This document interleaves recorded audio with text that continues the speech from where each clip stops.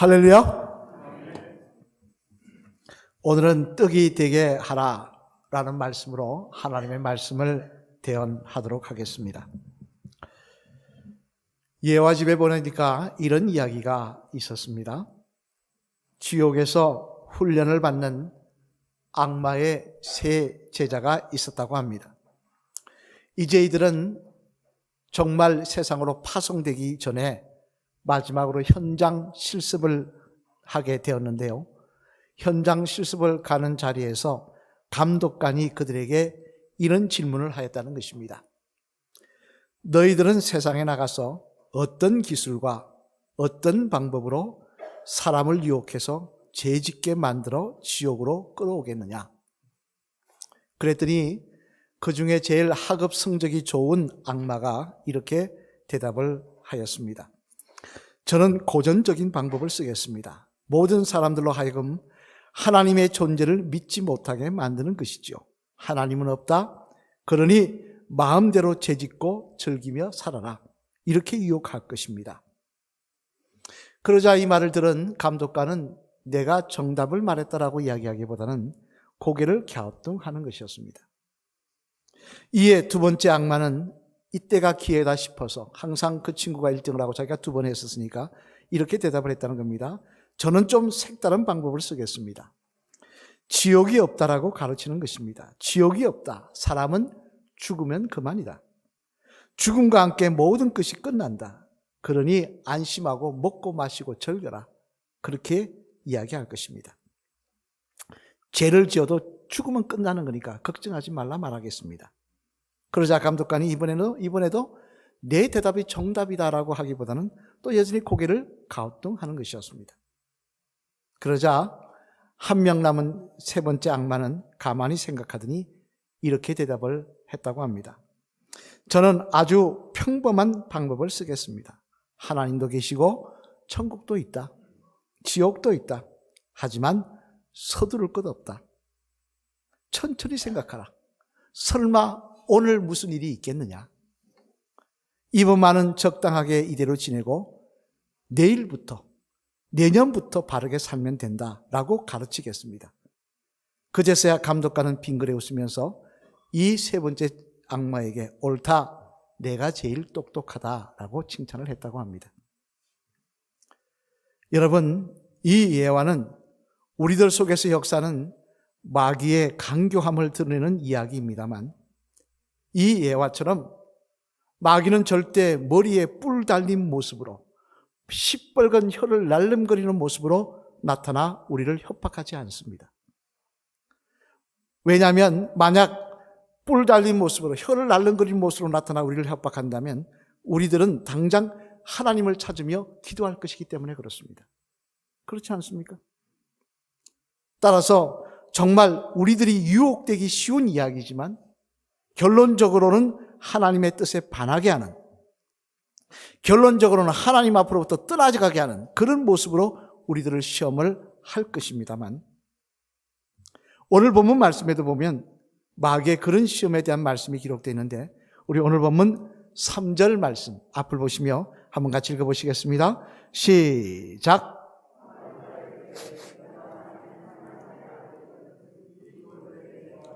떡이 되게 하라. 아멘. 무슨 말씀입니까? 이는 마귀가 이제 공적 생애를 시작하려고 하는 예수님께 나타나 세 가지 시험을 하는 중 첫 번째 시험을 하고 있는 말씀입니다만 그 시험의 내용을 보면 광야에 있는 돌들로 떡을 만들어 먹으라고 이야기하고 있더라는 것입니다. 왜냐하면 이 당시 예수님은 40일 동안 금식하여서 몹시 줄인 상태였고 그 주변에 다른 것을 통해서 떡을 만들 만한 재료도 없었기 때문이었습니다. 그래서 돌로 떡을 만들어 먹으라 라고 이야기하고 있는 것입니다만 여러분 꼭 금식이 아니라고 하더라도 사정에서 하루만 굶으면 얼마나 힘들고 배가 고픕니까? 저만 하더라도 처음 목회 나가서 일주일 동안 금식하겠다고 했다가 그 다음 날은 하루만 금식하겠다고 했다가 그 다음은 한 끼만 금식하겠다고 자꾸 바꿨습니다. 너무 힘들어서. 그런데 40일을 온전히 금식했다고 하면 그 배고픔이 얼마나 크겠습니까? 따라서 이제 금식도 끝나고 있으니 능력 많으신 예수님께서 무엇보다 바로 옆에 있는 돌로 떡을 만들어서 드십시오 라고 말을 하였던 것입니다만, 그런데 이 마귀의 어떻게 보면 예수님을 생각해 주는 것 같은 이 말에 대해서 예수님께서는 단호히 거절하시며 담대히 물리치는 모습을 보여주시더라는 것입니다. 이는 다시 말해 예수님을 생각하는 것 같은 그 마귀의 말 속에는 예수님뿐만 아니라 우리들도 경계해야 할 무서운 마귀의 계략이 숨어 있더라는 것입니다. 그러면 여러분, 이 돌로 떡을 만들어 먹으라는 마귀의 말 속에는 어떤 마귀의 계략이 숨어 있는 것일까요? 어떤 계략이 숨어 있기에 예수님께서는 그처럼 단호하게 거절하시며 물리치신 것일까요? 바라기는 사순절을 맞이하여 오늘은 이 말씀을 통하여 우리 속에 역사하며 오늘도 우리를 하나님의 사람으로 서지 못하게 만드는, 끝까지 십자가 붙들고 달려가지 못하게 만드는 그 마귀의 계략을 깨달아 담대히 물리칠 수 있는 저와 여러분이 되시기를 주님의 이름으로 간절히 축원을 드립니다. 그러면 이 돌로 떡을 만들어 먹으라고 어떻게 보면 예수님을 생각해 주는 것 같은 마귀의 말 속에는 도대체 어떤 마귀의 계략이 숨겨져 있었던 것일까요? 그래서 주님은 그토록 책망하셨던 것일까요?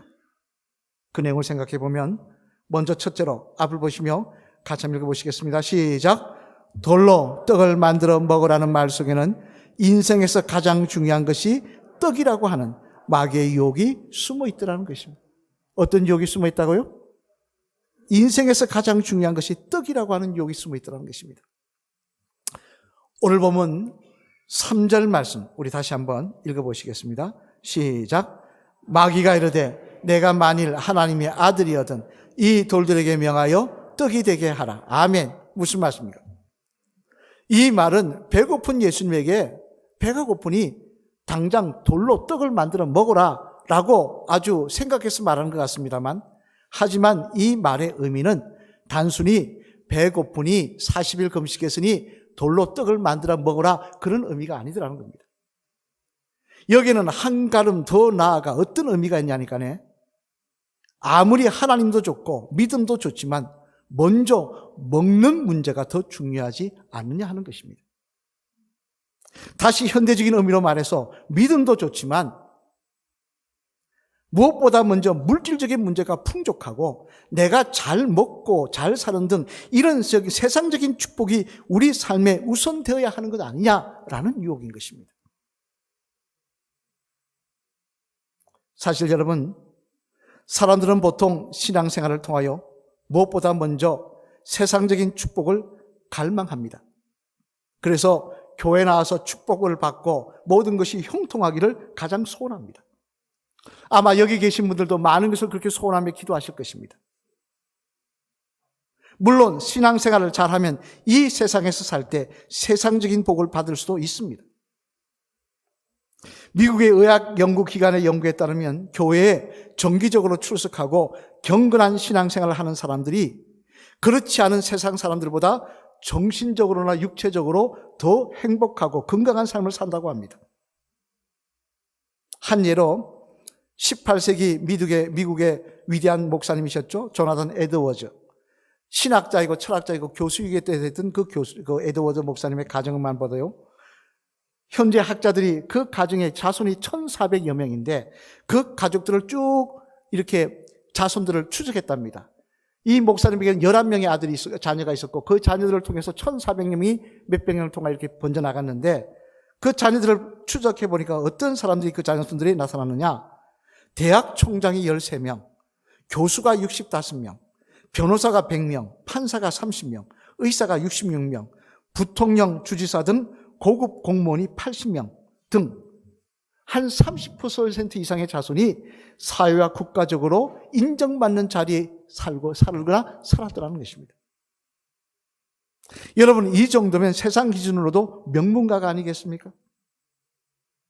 이는 에드워즈 목사님의 경건한 신앙의 삶이 그 자손들에게 영향을 미친 결과일 것입니다. 하지만 이뿐만이 아닙니다. 예수님을 잘 믿으면 건강의 축복도 받을 수 있습니다. 여러분, 믿음 좋은 사람 치고 알코올 중독인 사람 보셨습니까? 믿음 좋은 사람 치고 퇴근하면서 맨날 한 잔 그윽해서 홍도야 울지 마라 노래 부르며 오시는 분 보셨습니까? 믿음의 사람 치고 교회 주변에서 술 먹고 난리치는 분 보셨습니까? 또 믿으면 좋은 사람 치고 날마다 입에 담배 물고 사는 골초나 마약에 손대는 사람 보셨느냐는 말씀입니다. 정말 믿음의 사람은 그렇게 살지 않습니다. 그러니까 건강이 세상 사람들보다 좋은 것입니다. 또 예수님 잘 믿으면 결혼 생활도 훨씬 더 행복할 수가 있습니다. 한 여론조사에 보니까요, 당신이 만약 이 세상에 다시 태어나면 지금 살고 있는 남편이나 아내와 다시 결혼하겠냐 물어봤더니 그 대답이 나오는데 여러분 뭐라고 대답하시겠습니까? 물어보시면? 묻지 않겠습니다. 어떤 분은 그러더라고요. 난 독신으로 살 겁니다. 태어나면. 또 어떤 분은 뭐라 그러냐니까 아니 제 아내나 남편도 다른 사람들하고 한번 살아봐야죠. 기회를 줘야죠. 그러더라고요. 안 살겠다는 이야기 아닙니까? 그러나 그 조사를 결과를 보니까 다시 태어나도 내 아내와 내 남편과 결혼하겠다는 사람이 믿지 않는 사람보다 믿는 사람이 2배더라는 거예요. 이는 그만큼 예수님 잘 믿으면 그 가정이 믿지 않는 가정보다 행복하고 즐겁다는 것입니다. 이처럼 예수님을 잘 믿으면 이 세상에서 이런 세상적인 복들을 받는 경우도 있습니다. 그러나 이는 하지만 이는 어디까지나 우리가 이 세상을 살면서 하나님의 말씀에 순종하며 살 때 결과적으로 따라오는 복이요 나타나는 열매인 것이지 하나님께서 이런 복을 우리 모두에게 다 주시겠다고 약속하신 것은 아니더라는 것입니다. 또 다 주시지도 않더라는 거예요. 솔직히 말해 부부가 예수님 잘 믿고 믿음 생활 잘한다고 다 100년회로 하십니까? 100살까지 다 잘 사십니까? 아니지 않습니까? 먼저 남편을 보내거나 아내를 보내는 믿음 잘하는 가정에도 그런 경우 많지 않습니까? 그럼 왜 다 주시지 않는 것입니까? 그것은 이런 복은 영원한 것이 아니기 때문에 그렇습니다. 다시 말해 어차피 지나갈 것이기 때문에 그렇다는 것입니다. 당장 이스라엘의 위대한 지혜의 왕이자 세상 사람들 중에 가장 부귀영화를 많이 누렸던 사람 누굽니까? 솔로몬. 솔로몬이 성경에 보면 재미난 말을 합니다. 솔로몬이 참 성경에 보면 별별 말이 다 기록되는데요. 솔로몬이 참 재미난 말을 합니다. 우리 전도서 2장 1절 말씀 앞을 보시면 같이 읽어보시겠습니다. 뭐라고 했는지 시작. 나는 내 마음에 이르기를 자 내가 시험 삼아 너를 즐겁게 하리니 너는 낙을 누리라 하였으나. 아멘. 거기까지만 읽겠습니다. 이게 무슨 말이냐면요, 쉽게 이런 말입니다. 내가 내 눈에 좋아 보이는 것은 다 한번 해보리라. 내 마음에 즐거운 것은 내가 한번 다 해보리라, 그 뜻입니다. 그래서 뭐가 인생에 제일 좋은 건지 한번, 즐거움인지, 인생의 쾌락이 뭔지, 인생의 중요한 복이 뭔지 내가 한번 느껴보리라, 이런 이야기입니다. 여러분, 솔로몬은 정말 이 말대로 다 했습니다. 온갖 산의 짐이 다 먹어볼까요? 금으로 왕궁을 치장하다 못해서 군사들이 들고 있는, 왕궁을 지키는 군사들이 들고 있는 방패도 금으로 만들었습니다. 여러분, 역사적으로 금이 흔했다 그래도 왕궁의 군사들 방패까지 금으로 만들었다는 왕궁은 없습니다. 심지어 아내도 한두 명이 아닙니다. 제가 볼 때 그 부인들 이름이나 다 알았을까 싶은데 아내와 후궁까지 합쳐서 1000명을 거느리고 살았습니다. 이스라엘과 그 주변에 이쁘다는 자는 다 데리고 산 거예요. 바로의 공주까지 데리고 살았습니다. 세상 날로 엄청난 호사를 다 두리며 살아보았다는 것입니다. 자기 말대로.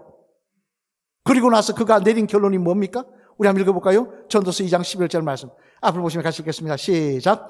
그 후에 내가 생각해 본 적 내 손으로 한 모든 일과 내가 수고한 모든 것이 다 헛되어 바람 잡는 것이며 해 아래서 무익한 것이로다. 아멘. 무슨 말씀입니까? 내가 다 해봤는데 결말이 뭐냐? 손에 쥔 것 같았지만 쥔 것이 아니더라는 거예요. 바람 잡는 것 같았다는 거예요. 허무하더라는 거예요. 시간이 지나고 보니까 아무것도 아니더라는 거예요. 사실 여러분, 우리도 이런 거 경험하며 살지 않습니까? 솔로몬처럼 그렇게 좋은 집에 좋은 1000명의 아내 데리고 살고 뭐 금은 보아 이렇게 살지는 않더라 하더라도 전세집 살다가 내 집 살기를 원하고 좀 더 넓은 집 가기를 원하고 그렇게 해봅니다. 좋은 차 사기를 원하고 그렇게 해봅니다. 그러면 행복하고 만족할 줄 알았는데 결과가 어떻습니까? 처음에는 만족합니다. 좋아합니다. 내 집 생겼다고, 넓다고, 화장실이 2개라고, 내 차가 좋다고. 그런데 오래가지 않더라는 거예요. 내보다 더 좋은 집 사는 친구 집에 갔더니 딱 갔다 오니까 내 집이 초라해 보이기 시작합니다. 내보다 더 좋은 차 타는 내 친구 차 탔더니 내 차가 아무것도 아니더라는 거예요. 이 똥차 그러더라고요. 지금까지의 만족은 사라지고 더 큰 채울 수 없는 욕망이 내 마음을 짓누르더라는 것입니다. 이는 또한 권세나 출세도 마찬가지였어요. 성공도 마찬가지였어. 성공했다고 좋아했는데 더 큰 성공한 사람 만나니까 내 성공이 아무것도 아니더라는 거예요. 그리고 아무리 권세를 누리고 출세를 해도 언젠가는 놓고 은퇴를 해야 하며 아무리 결혼 생활이 행복해도 언젠가는 서로 늙어가는 모습을 보다 결국은 사별의 아픔을 겪어야 하는 것이 인생입니다. 그러므로 이런 것들은 우리에게 진정한 의미로서의 영원한 축복이 아닌 것입니다. 따라서 여러분, 예수님 우리가 잘 믿으면 결과적으로 이런 세상적인 복을 누릴 수 있습니다. 하나님 허락하시면. 그러나 중요한 것은 그 복만이 진정 하나님께서 우리들에게 주시려고 하는 가장 귀한 축복으로 착각해서는 안 된다는 것입니다. 다시 말해 그 복만이 내가 하나님을 믿으면서 받아야 될 복이라고 생각을 하고 거기에 목숨 걸고는 없으면 낭망하고 절망하고 또 남의 것과 비교해서 내 것이 작으면 불평하고 원망해서는 안 된다는 이야기입니다. 대신 하나님께서 그런 세상적인 복을 허락해 주시면 이는 나에게 허락하신 사명인 줄 알고 더 열심히 주신 것들로 하나님의 영광을 위해 살아야 할 줄 믿습니다. 오늘 보면 사진을 말씀해 보면요, 예수님은 우리들에게 분명히 이렇게 말씀하십니다. 오늘 보면 사진 말씀 앞을 보시면 같이 한번 읽어보실까요? 시작. 예수께서 대답하시되 기록된 바 사람이 떡으로만 살 것이 아니라 하였느냐. 아멘. 무슨 말씀입니까? 우리가 진짜 목적을 갖고 살아가야 될 것은 떡이 아니라는 것입니다. 세상적인 축복이 우리의 목적이 되고 신앙의 목적이 되고 우리의 신앙의 결말이 되어서는 안 된다는 것입니다. 진짜 중요한 것은 하나님의 말씀이고 하나님의 말씀이신 예수 그리스도시라는 것입니다. 왜냐하면 거기에는 잠깐 지나가는 것이 아닌 영원한 승리와 평화와 안식이 있고 거기에는 하나님이 보장하시는 영원한 생명이 있고 거기에는 영원한 천국이 있기 때문에 그렇습니다. 오늘도 마귀는 우리를 유혹할 것입니다. 세상적인 축복이 진짜 하나님이 주시는 복이라고 그것을 가져야 된다고 우리의 눈을 그게 맞추게 할 것입니다. 그래서 없으면 불평하게 하고 남과 비교해서 절망하게 하고 낙심하게 만들 것입니다. 아닙니다, 여러분. 진짜 중요한 복은 영원한 나라인 것입니다. 진짜 중요한 것은 어느 것도 뺏어가지 못하는 영원한 내 것인 것입니다. 그건 생명입니다. 천국입니다. 하나님의 말씀이고 하나님의 상급인 것입니다. 바라기는 오늘도 정말 귀한 하나님의 복을 가려버려서 세상적인 것들로 내 눈을 늘 가려버려서 그것에 집중하게 하고 그것 때문에 불평하고 원망하게 만드는 그 마귀의 유혹 앞에서 담대히 떡으로만 살 것이 아니라고 말씀하시는 귀한 믿음의 사람들 다 되시기를 주님의 이름으로 간절히 축원을 드립니다. 둘째로는 또 하나 돌로 떡을 만들어 먹으라는 말 속에 있는 마귀의 유혹은 뭐냐? 같이 읽겠습니다. 시작. 돌로 떡을 만들어 먹으라는 말 속에 상황에 따라서는 하나님의 말씀에 불순종할 수도 있는 것이 아니냐는 마귀의 유혹이 숨어 있더라는 것입니다. 어떤 유혹이 또 숨어 있다고요? 하나님의 말씀에 불순종할 수도 있는 거 아니냐, 상황에 따라서. 이런 유혹이 숨어 있더라는 거예요. 오늘 보면 3절 말씀 다시 한번 같이 읽어보시겠습니다. 시작. 마귀가 이르되 내가 만일 하나님의 아들이거든 이 돌들에게 명하여 떡이 되게 하라. 아멘. 자, 지금 오늘 본문에 보면 마귀가 예수님께 말합니다. 돌을 변하여 떡이 되게 하라. 기적을 행하라. 라고 말씀하고 있는데 누구를 위해서 만들라고 떡이 되게 하라고 이야기하고 있습니까? 누구 먹으라고? 누구 드시라고? 예수님 드시라고. 예수님 본인이 위해서 기적을 행하라는 것입니다. 본인 쓰려고, 본인 먹으려고 기적 행하라는 것입니다. 그렇게 유혹을 하고 있습니다만, 하지만 이것은 잘못된 것입니다. 왜냐하면 하나님께서 예수님께 기적을 행하라고 말씀하시면서 뭐라고 하셨느냐? 하나님의 영광과 뜻을 위해서 쓰라고 하셨지 예수님 본인의 육신을 위해서 쓰라고 하시지 않으셨기 때문에 그렇습니다. 그래서 당장 마태복음 14장 말씀에 보면요, 오병이어의 말씀이 나오는데 예수님께서 물고기 2마리와 보리떡 5개로 몇 명을 먹이십니까? 여자와 어린아이들을 빼고 남자만 5,000명을 먹이셨어요. 그리고 12강줄이가 남았습니다. 놀라운 기적을 행하시고 먹이셨어요. 그런데 막상 마태복음 21장 말씀에 보면요, 예수님께서 베다니로 가시다가 베다니에서 예루살렘으로 가시다가 배가 고프셔서 그때도 오병이어의 기적을 행하시면 되는데 어떻게 하십니까? 무화과 나무에서 열매 찾고 계시더라는 거예요. 또 죽은 나사로는 그 능력으로 살리셨지만 자신은 십자가에 못 박혀 돌아가시더라는 것입니다. 그런데 마귀는 지금 뭐라고 하고 있냐니, 아니 지금 당장 배가 고픈데 그런 하나님의 말씀이 뭐 그리 중요하냐, 한 번 정도 어길 수 있는 것이 아니냐라고 예수님께 불순종을 유혹했던 것입니다. 잡지 중에 리더스 다이제스트라는 잡지가 있습니다. 요즘도 나오는지 모르겠습니다. 옛날에 저는 그 책을 들고 사가지고 기차를 타거나 그러면 그 책을 사들고 버스를 타거나 하면 들고 읽었습니다.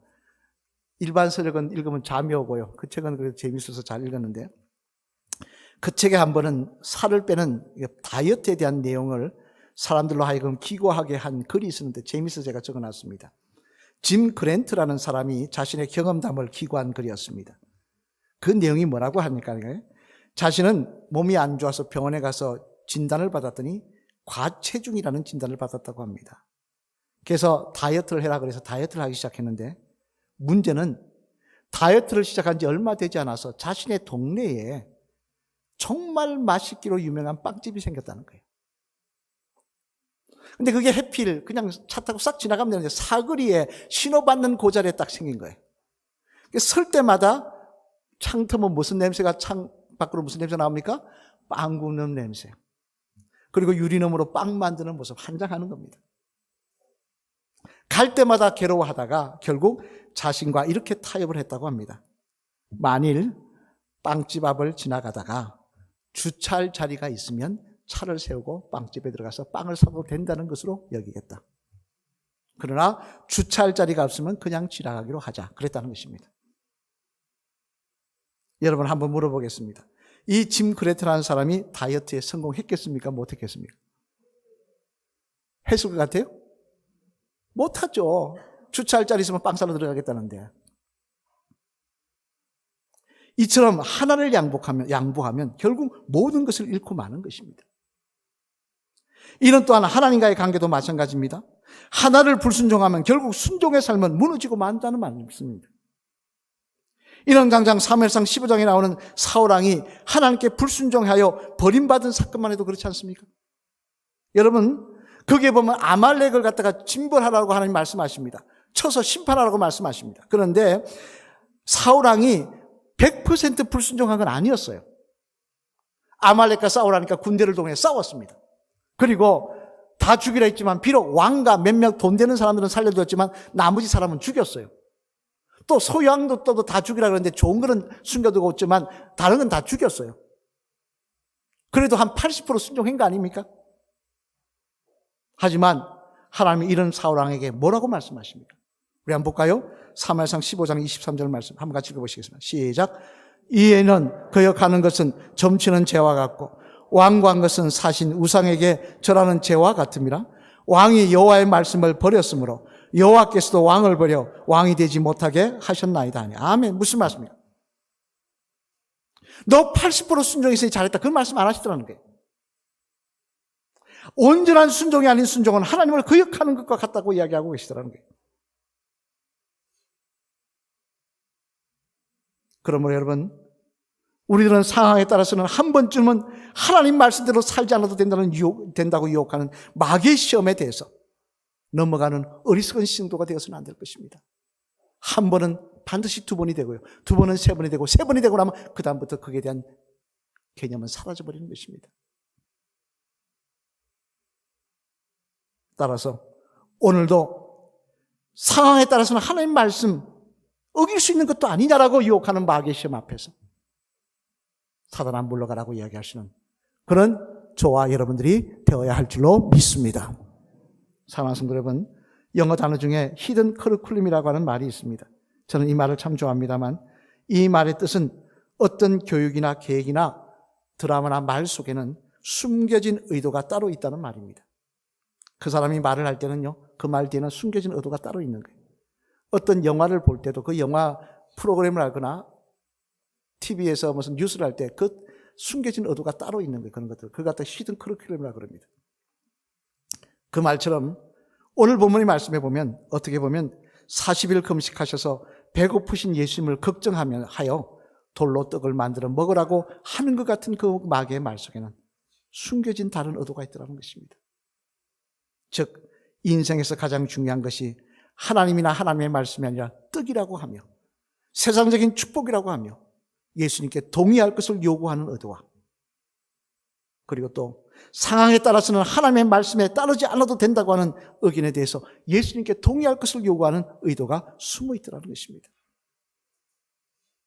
그러자 예수님께서는 그런 마귀에게 말씀하십니다. 사람이 떡으로만 살 것이 아니라고 말씀하십니다. 따라서 오늘도 똑같은 내용을 가지고 우리를 유혹하는 마귀의 유혹 앞에서 그래서 매일 절망하며 불평하며 원망하며 낙심하는 우리들 앞에서 다시 한번 주님의 말씀을 그 마음을 돌아보며 사람이 떡으로만 살 것이 아니라 하나님의 말씀으로 산다는 그 말씀으로 결단하시며 그 유혹 앞에 담대히 승리할 수 있는 저와 여러분이 되어야 할 줄로 믿습니다. 그리할 때 하나님께서 우리에게 영원한 복락을 허락하여 주시며 끝까지 동행하여 주시며 하나님 주시는 신령한 은혜가 우리의 간증이 되게 하실 줄로 믿습니다. 말 따라 보시면 따라 하시겠습니다. 집사님, 오늘도 세상적인 축복이 가장 중요하다고 하며 하나님의 말씀을 때로는 무시해도 된다고 하는 마귀의 시험에 대해서 사탄아 물러가라고 외칠 수 있는 사탄아 물러가라고 외칠 수 있는 그런 집사님 되시길 바랍니다. 할렐루야. 아멘. 마귀의 유혹은 대단한 것이 아닙니다. 엄청난 것이 아닙니다. 큰 욕으로 우리를 흔들어 놓는 것이 아닙니다. 떡이 가장 중요하지 않느냐? 이것이 가장 중요한 것이 아니냐? 이 떡을 위해서는 한 번쯤 하나님 말씀 어길 수 있는 거 아니냐? 결국 그것으로 무너지고 마는 것입니다. 오늘 보면 3절 4절 말씀 다시 한번 읽어보실까요? 같이 읽겠습니다. 시작. 마귀가 이르되 내가 만일 하나님의 아들이거든 이 돌들에게 명하여 떡이 되게 하라. 예수께서 대답하시되 기록된 바 사람이 떡으로만 살 것이 아니라 하였느니라. 아멘. 우리 인생에서 제일 중요한 것은 떡이 아니라는 것입니다. 가장 중요한 것은 그것이 아니라는 것입니다. 바라기는 오늘도 세상적인 축복이 가장 중요하다고 하며 그를 위해서는 하나님의 말씀을 때로는 무시해도 된다고 하는 마귀의 유혹 앞에서 담대히 흔들림 없이 사탄아 물러가라. 나는 하나님의 말씀대로 살 것이며 십자가 붙들고 승리하며 영원한 나라를 바라보며 영원한 승리를 바라보며 걸어갈 것이라고 말씀할 수 있는 진정한 주님의 믿음의 공사들 십자가 군병들 다 되시기를 주님의 이름으로 간절히 축원을 드립니다.